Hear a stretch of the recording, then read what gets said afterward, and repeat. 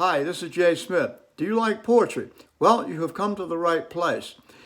I've written poems on everything from human evolution to history to running, for sailing, and some stories as well, even in Spanish. So stay tuned and I hope you enjoy this. And hit the like button and subscribe to the channel.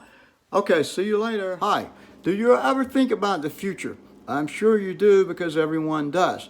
But what can we say about the future? Well, I'm going to tell you a little bit about what I think. We'll start off with the past and then the near current future and the far future. So the name of this is called Predicting the Future, and I hope you enjoy it. This is S.J. Smith with the Poetry Channel. Predicting the future. Considering the future. The future is a most risky prospect to behold. It's obscure and yet to unfold.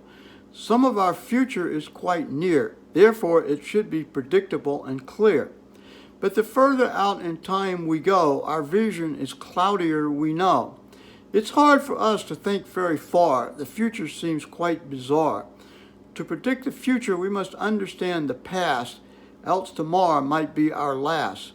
So to the past, let's proceed. Maybe this will help meet our need. The past. While written history reaches back 5,000 years or so, there's much more distance in time to go. Yes, proto-humans live much farther back. They could make tools, cook, think, and act. If we remove all forms of humans from our thoughts, certainly eons we may go. But this would be a huge stretch for our futuristic imagination, you know. The present to the near future.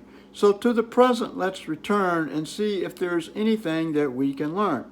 How long will our big problems of today stick around and be in play? Surely we're smart enough to know political problems swiftly come and go. Venezuela, Iran, Iraq, Afghanistan. In 50 years, surely these won't stand. Perhaps difficulties between China and Taiwan will be resolved. Can China, with its communist autocracy, beat Western democracy? Farther into the future. But other geopolitical issues likely will arise. Just look to the skies. Space warfare. Surely there will be a lengthy astronomical race. We'll survey the solar system and conquer deep space. Can you imagine cities on Mars and the moon? By the end of this century, does this seem soon? Perhaps these people will develop their own identity and from Earth seek to be free. Certainly asteroids would be visited and riches acquired if Bezos and Musk had the drive and so desired.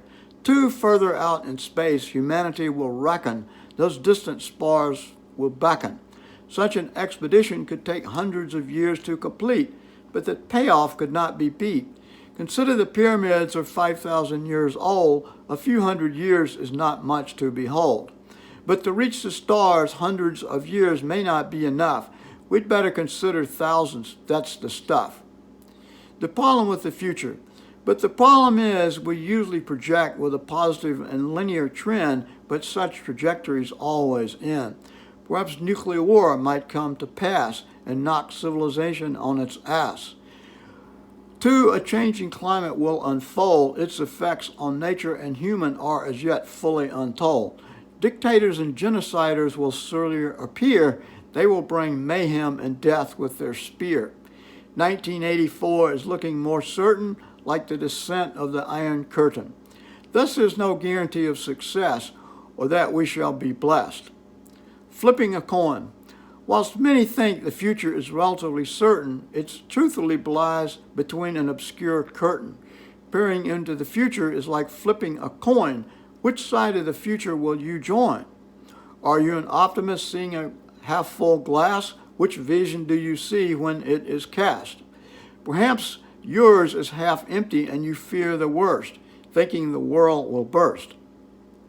The unknowable future. The problem is we can't be sure. Everything is obscure. I think there is just one thing that we can say. The future will unfold in an unknowable way.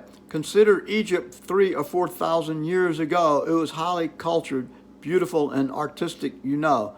Now it's overpopulated, dirty, and drab, not the place to find a nice, clean cab. There's a lesson here to be learned, but it must be discerned. Whether you live in a mansion or a shack, it will have changed much if you could come back.